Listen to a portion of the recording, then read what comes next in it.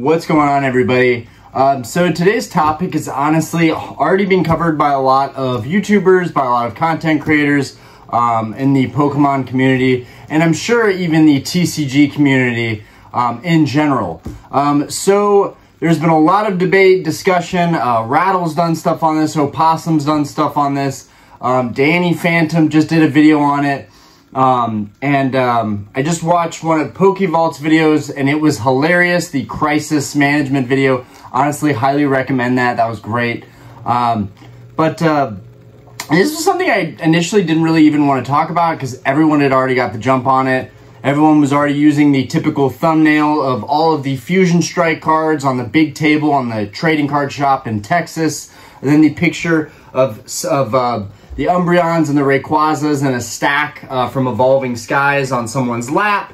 So maybe it wasn't just Fusion Strike. I haven't gone on an investigation, right? I am not the Pokemon investigation team. I'm not the PI who's picking up the cards and doing the legwork there. So I don't really know what happened, and even if something catastrophic happened, I just don't think we would know about it. Based on Pokemon's statement that they released, and us finding out about this a year later, and Danny touched up on this. This was one of his main points in his video. What I liked about that video is he also did statistical analysis on all of the card prices for Fusion Strike, which was really helpful. I found that very informative. What exactly happened with these stolen cards? I don't think anybody can truly know, right? I think all of us like to think we're in the know. Maybe Rattle Pokemon, you know, he had a very informative video. Maybe, you know, with his sources, you know, he knows more than anybody else does. But we've been assured by some big players in the community. I consider Rattle one of the more reputable big YouTubers in the Pokemon community that, you know, honestly should be a lot bigger than he is and more mainstream than he is. Anyways, we've been kind of assured that nothing was tampered with. And I'm not going to go into the whole debate about, you know, our pulls were offset, the ratios were offset because cards were stolen. No, I genuinely do believe that it is a machine. Pokemon Company International is a machine, and if they miss a certain quota of cards being made, they're going to fill that void in, and those cards are going to be made at some point or another, regardless of whether they got stolen or not. Really bad for the community. Really, really bad. A huge blow. And that's what this whole video is kind of about. It's not just about the stolen cards, but it's about Pokemon being compromised in general. That is going to be the caption for this video. And it's just getting the ball rolling by talking about these stolen cards. I mean, what was that? $100,000 of stolen cards? You know, that would have been insane if that would have ended up flooding the market somehow. It's amazing that shop was on the ball and contacted Pokemon and let them know. I can't say a lot of, you know, local shops would have done the same thing. And honestly, it's just so stupid how many cards were actually stolen, and then that they actually tried to sell that many cards is so ridiculous. Like, do you not have a brain? Like, how can you possibly steal all these cards and then think, oh, if I put a really big photo of all of this product, it's not going to raise like several red flags? That's amazing to me. Honestly, the stupidity in this whole thing. It's not just like the ridiculousness and the tragedy of it, because it could have flooded the market. It could have really hurt the market. You know, one part of me also feels like regardless if it flooded the market, prices would probably end up being what they are regardless. But just this whole thing is kind of crazy. And, you know, that in cohesion with Scarlet and Violet kind of feeling like it's a bit of a flop. I can say this. I am an investor, you know, deep into this hobby. I bought 4 cases of Scarlet and Violet. I wanted the set to be amazing. And honestly, I bought it more on the basis of the base sets trend pretty well over time. And I like Corridon, Miraidon, and honestly, the Galarian Gallery, whatever you want to call that, the secret rare Armor Rouge that I pulled. I actually really like that Pokemon. Yes, there are a lot of atrocious Pokemon that are being brought into this next generation, in my opinion. You know, I think Pokevault's video was hilarious on the crisis management, talking about Fuecoco being the Fuecoco being the great value Charmander. It's all great fun. It's all great fun. I don't think this hobby is going anywhere. But I do think for the time being, the hobby is compromised. I think we're about to see lower prices. I think we're about to see people falling off on YouTube. I think we're about to see people quitting doing Pokemon-based YouTube. And honestly, it's hard for people to do pack openings because people are already kind of burnt out over Scarlet and Violet. You know, now you're seeing PokeRev. You know, I don't normally talk about other content creators, but give credit where it's due. And I think if I get an idea or think of something and want to piggyback off of it, then I should definitely credit that content creator. But, you know, PokeRev opening, you know, these newer Japanese sets, I think the landscape is changing. You know, now we're going from, you know, everyone loves English to now everyone loves Japanese. And I think that could be cyclical and that can come back to the American side of things. Because honestly, I think these Japanese sets are going to hold up well over time, but I also think that people are going to take care of these Japanese cards a lot better than the English variants. I think kids opening packs up at Target, those cards are going to get destroyed. They're going to be lost due to attrition, which basically it's inevitable. You know, a bunch of kids opening up American products, those things are going to get trashed. Whereas I think the Japanese products, I think Japanese culture, I think they are going to respect and care for those cards more. Two, I think a lot of the, you know, serious big time collectors are going for Japanese now. Those prices are getting astronomical. People are going to chase the money. So that's happening. And then on top of everything, you know, you've got people that, you know, there are these, you know, big time collectors going after this stuff, and they're much older. They're taking care of their stuff. They're not just throwing their cards in a pile or tossing it, you know, in a dresser drawer like, you know, young kids probably here in the US are doing. Now that's, you know, that's a stereotype on being the American kid, but I do think that the American sets are going to be more valuable over time than the Japanese sets. That's my take on that. I still love Japanese. I would like to start collecting Japanese, but the prices are just, it's priced me out right now. It's kind of crazy. You know, we've got Scarlet Violet, we've got Japanese becoming popular, and we've got people like, you know, Leonhardt. This is a great example. Now he's started boxing, and I honestly don't think anybody who has a YouTube channel that's based on something that has a niche, I don't think they should be forced to do that niche forever, right? Like, I've done workout videos, I've done videos with my family on here, I've done, you know, me going to the game shops, I've done my cars, I've done videos on my cars. I've done a little bit of everything on this channel, and I've kept it pretty much mainstream Pokemon. But, you know, we're now having these big YouTubers that have been in the scene for so long. Leonhardt is a big name, and now, you know, he's going into amateur boxing.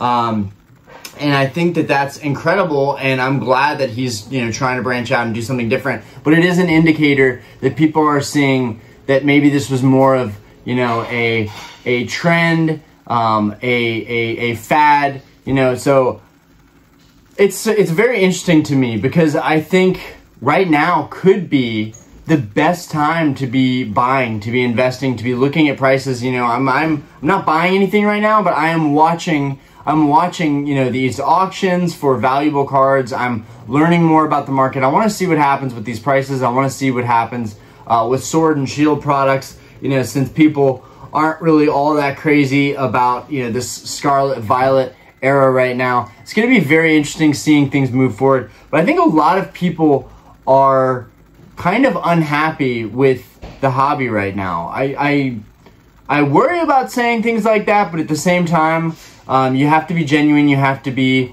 honest with yourself. And these are things that I feel in my gut. I feel in my gut that right now, especially with, you know, I've started selling on eBay. I'm seeing these auctions go for like nothing on cards that I've had that honestly I cherish more than what I'm even making on them. Speaking of auctions, This Pokemon Silver version just went up last night. It's a 99-cent Kidney Foundation donation auction. 10% will go to the National Kidney Foundation. So check out my eBay for that. It's Orion's the man. Anyways, moving forward, I worry about the hobby. I worry about where it's going. You want to know that you made a good investment. You know, I think a lot of people were chasing the money during COVID time. There was nothing to do. Everyone was collecting Pokemon. And, you know, it feels like it's really a tight-knit group now of the people that we're going to be watching. Breaking Nate, Rattle, Cool Trainer Ryan, Pokevault, Pokerev, Leonhardt, if he is coming back, if he's still going to be doing Pokemon content. I don't ever really talk about these names. TCG Radio, I think that's one, if I'm thinking of that right. But, you know, I usually don't talk about these bigger names, but this is what the community has come down to. I feel like, and Pokevault's talked about this, you know, getting to that 10,000 subscriber mark. That's a big milestone to get to, and I dream of that. Just seeing Opossum hit 11K yesterday, I was like, wow, that's insane. Like, to get that many subs, like, within a year or 2 years, I don't know how long that his channel's been active, but I've been doing this for about a year now, and just coming up on 2,000 subscribers soon. We're at like 1,630 or something like that. But coming up, you know, potentially to that 2,000 subscriber mark soon, that's really exciting. And I know that you're going to have to put in the work. You're going to have to put in the time. You're going to have to be genuine. You're going to have to be authentic. People are going to see right through that. If you're not, you're going to have to be a good person to be in this hobby. Because now you've got Opossum, you've got Rattle Pokemon, and you've got, you know, a handful of other people that, you know, everyone is really, you know, we've got our Pokemon investigators, so to speak, and Pokevault touched on this in an older video.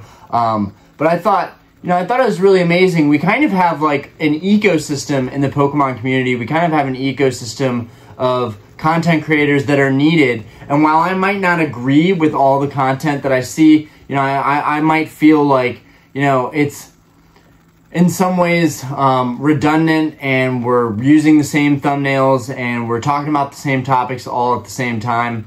I do think it's important to get everybody's perspective, and so we are lucky that we have a really diverse community, and I don't think a lot of those big names, I don't think they're going anywhere. I think everybody that's been in the Pokemon TCG community for a while now, I think they're all here to stay, myself included, but I also have a lot of proving to do. I have a lot of videos to do. I have editing to improve on. You know, everything from video quality to, you know, the topics that we're going to talk about, the discussions that we're going to have. All that stuff is important to evolve and to really think outside of the box. And as far as talking about the stolen cards right now, that just got me started on a rolling of, like, there's a lot of bad things I feel like happening right now in the Pokemon community. You know, we've got inflation and this recessionary environment with the economy that I think we're going in.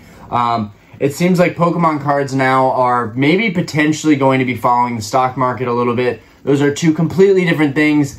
I know a lot of people do believe that Pokemon is a luxury, and I agree, it is a luxury, but I also still agree that Pokemon is an investment and an asset, and I do think that my money is actually almost safer, arguably. Yeah, this is my biased opinion. I have a big collection. This is my biased opinion. I do believe that my investments in Pokemon cards and all these products, you know, especially some of my nicer stuff, I do believe that that is safer in some cases than having your money wrapped up in the stock market. I also have a huge chunk of money, arguably, you know, slightly more than what I've invested in Pokemon. But what I loved about this was that I could put my stuff for auction. I could get my money out. Of course, you've got the security issue, you know, with the stock market and your banks. You know, you've got the FDIC, you know, insurance amount. You don't have that when you have a big collection in your house or in a storage unit.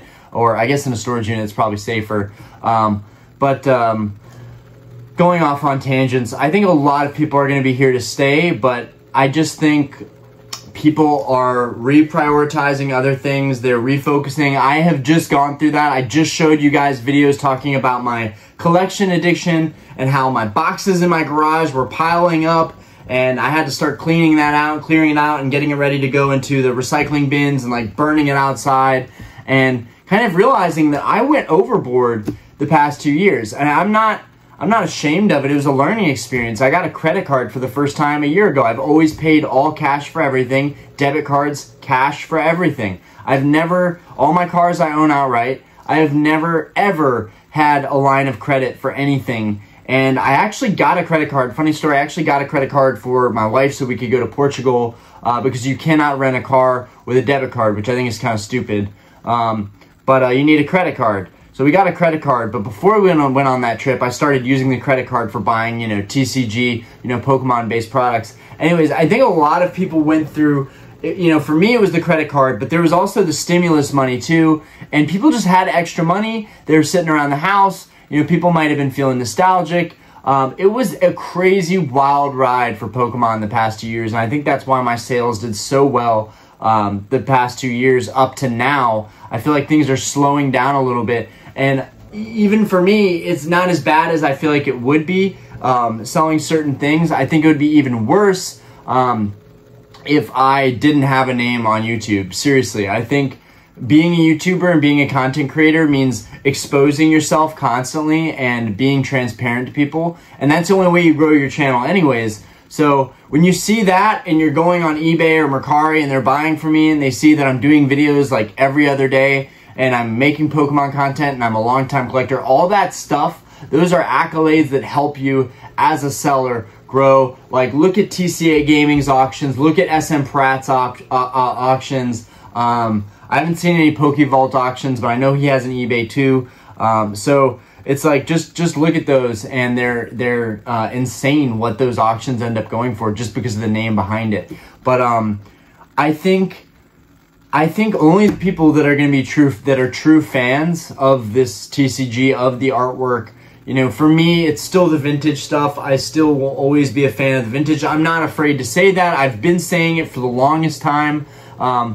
Vintage stuff just has way more appeal to me, way more nostalgia. I didn't even have this stuff as a kid, so I can't even say like I'm just chasing my childhood, because I'm not. This stuff is just really, really effing cool, and I want it.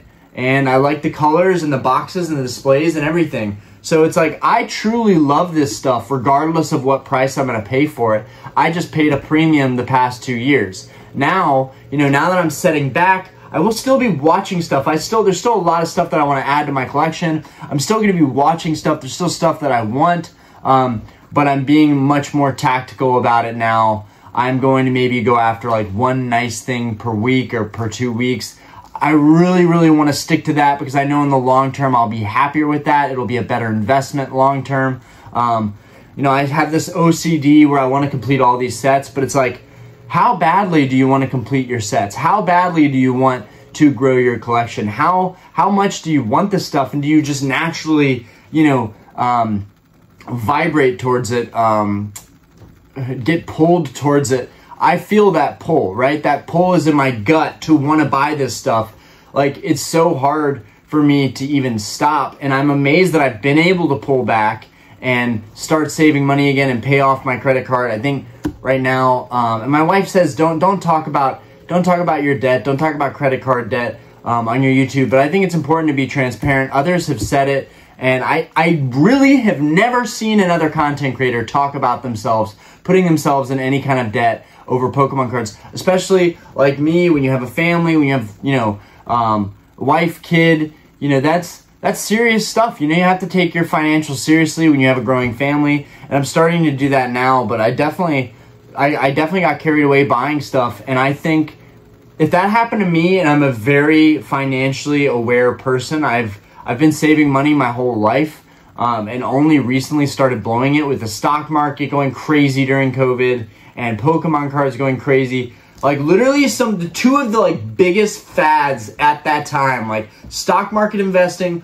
Pokemon cards. It was all the rage. You could make money every day, whether you were selling Pokemon cards or whether you're selling stocks. It was easy living. And I think reality is really smacking people in the face. luckily for me, the difference between this and my stocks is that I don't look at my stock and get enjoyment out of looking how much money I've lost. Even if I lost a bunch of value on this stuff, I would still get to look at it all the time and be like, this stuff is so cool. I can't believe I have all this stuff. Because no matter what, even if stuff gets flooded on the market, it's so hard to find vintage stuff these days. It's getting so hard. So I think it's a totally different argument for the modern stuff, but that's for another day. I just think that only the collectors that really want to be here, only they are going to survive this and get past it, because I do think most of the community is compromised. I think people aren't happy with Scarlet Violet. I think people are going to go elsewhere. And, you know, even me thinking about stopping doing YouTube videos, I have a lot going on in my life right now, but I'm still making content. I'm still making videos because I love to do it, and it's therapy for me. But even if I think about stopping, I don't feel like I still learned so much in this process. I still built a channel to a decent subscriber base. I still did all those big steps. I wouldn't feel bad about, you know, stopping and walking away from the hobby. It would be like, I'm going to keep all my stuff. I'm just taking a break for now. But that is not going to be my approach. It'll be interesting to stay in the hobby and see what happens, what kind of content we're going to be moving towards, how many content creators are going to be fading out into the background or, you know, staying relevant. And I think it's like, I feel like it's a do or die moment for a lot of collectors and YouTube content creators. A lot of people I feel like are going to be worried about having their money tied up in something like this. And luckily for me, getting out of debt soon and owning all this stuff and, you know, having a good job and having a good relationship with my family, I'm okay with the decisions I've made. I don't know if everybody can say that. I don't know if everybody's going to feel like they made the best decision in buying into Pokemon cards. But, you know, it's difficult when you're going against, you know, the advice of friends or family or stuff like that. My family supports me in doing this. I know my mom and dad felt a little bit weird about it when I started doing, you know, YouTube videos and talking about Pokemon cards. You know, it was definitely a weird thing for them, but the channel is growing really great. And like, I always wanted to do YouTube. I just never really had the guts to do it. And here we are, and I'm talking about one of my favorite things, Pokemon cards. And you gotta love what you're doing, right? Like, if you love what you're doing, you're not working at all. You're not actually, you know, it doesn't feel like effort. It doesn't feel like you're expending much energy to do this. Like, yes, I have spent effort and energy doing openings and the lives and doing hundreds of videos, but you kind of get into a rhythm where you start feeling like, you know, I'm just doing this because I enjoy it now, and whatever happens will happen, and kind of being at peace with that and being in the present moment, being at peace with that. I just don't know if everybody in the Pokemon community is going to be able to do that. I think a lot of people are just going to feel like, I wasted a bunch of money, I put myself into debt, you know, I don't know. I just feel like Pokemon is going to leave a bad taste in some people's mouths, and I feel like the icing on the cake, you know, the cherry on top, was this whole debacle. The news recently that's come out about these stolen cards, I feel like that was the cherry on top, the nail in the coffin. It's bad. It's bad, and you know, the fact that all of the fans and all the investors, you know, we're all learning about this basically a year later, it's not acceptable. It's not acceptable. I'm not happy about it. You know, I guess it was handled, you know, the only way they could handle it. I know there are going to be a lot of conspiracies. There are going to be a lot of opinions and theories, and I don't want to say that they're wrong and that they're impossible. And I don't think anybody should be saying that they're impossible. You know, that, you know, the pull rates were messed up, or that packs might have been missing cards, or how much of this actually happened. How much more potentially, you know, had happened. You know, that when people talk about that stuff, it stirs up drama in the community and it draws negative energy, and that's not something that I want to do on this channel. But I'm a very open-minded person, and it's like, how could anybody fully know what went down? I'm very curious to see, you know, how Pokemon moves forward. Will this happen again with Scarlet and Violet? Will they crack down on it? I don't know. Either way, you know, I think it's just content that people are using, and it's relevant. It's the same reason that I'm talking about it. But in the end of the day, like, do I think it affected my polls? No. My polls just suck. Do I think that it affected, you know, nationwide Fusion Strike polls? Probably not. Possibly, maybe. I'm keeping that in mind.